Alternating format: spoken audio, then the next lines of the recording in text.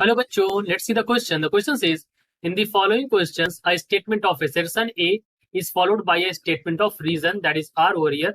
The assertion statement is, Ampere's circular law is not independent of the Biot-Savart law, and the reason is Ampere's circular law can be derived from the Biot-Savart law. Right? देखिए यहाँ पर पहला statement कहता है is not independent, इसका मतलब ये है कि it is dependent on Biot-Savart law. Right. अब अगर हमारे दोनों एसेशन रीजन ट्रू होंगे और रीजन करेक्ट होगा तो हम पहला लगाएंगे, अगर रीजन करेक्ट नहीं होगा तो हम दूसरा लगाएंगे.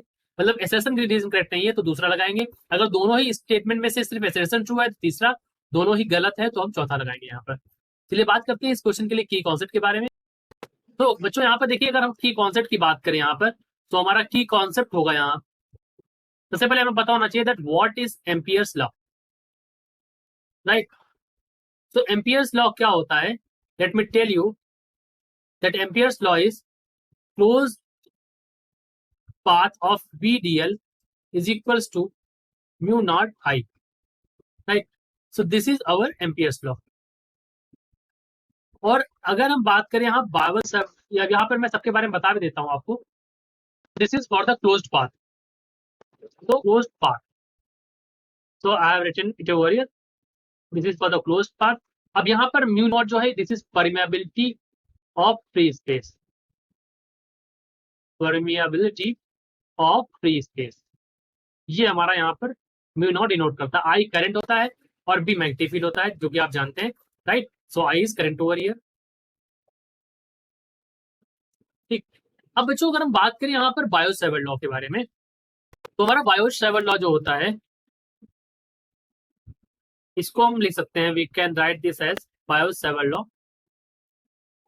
This is B is equals to mu naught I by 2 pi are.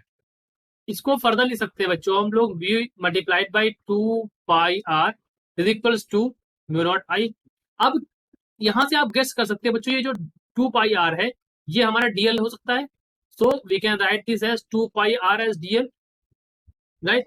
Therefore, we can write this as B dl is equals to mu naught. तो आप यहां से देख सकते हैं कि जैसा मैंने आपको बताया यहाँ पर कि ये तो हमारा की कॉन्सेप्ट में हमने समझ लिया कि एम्पियर लॉ ऐसे लिखा जाता है. फिर मैंने आपको यहाँ पर बायो-सेवर्ट लॉ भी समझा दिया.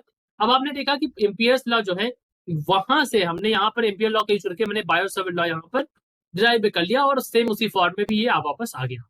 देयरफॉर हमारा जो रीजन है Ampere's circular law can be derived from the Biot-Savart law, तो ये हमारा ट्रू है.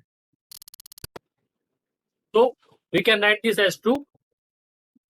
नाउ अब हमारा जो एसेशन है वो भी कहता है इज नॉट इंडिपेंडेंट, तो यहाँ पर इज डिपेंडेंट ऑन, कहने का मतलब यही है कि is dependent on Biot-Savart law. तो ये भी हमारा क्या है, ये भी हमारा ट्रू है. And reason is the correct explanation. तो दिस तो हम मार्क कर देंगे फर्स्ट वाला कि both assertion and reason are true and reason is the correct explanation. यहां से आपने देखा कि बायो-सेवर्ट लॉ जो है उसका यूज करके मैंने यहाँ पर फिर एम्पेयर सर्कुलर लॉ को भी मैंने यहाँ पर डिराइव कर लिया है. So I hope you understood it well. All the best.